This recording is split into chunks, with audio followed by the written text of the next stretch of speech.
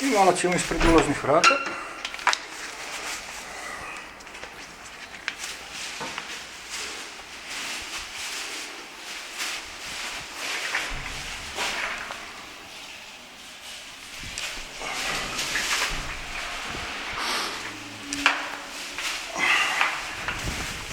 To. Osjeća se baš onaj neugodan smrad. Ničeg izmeta. No, šta je to?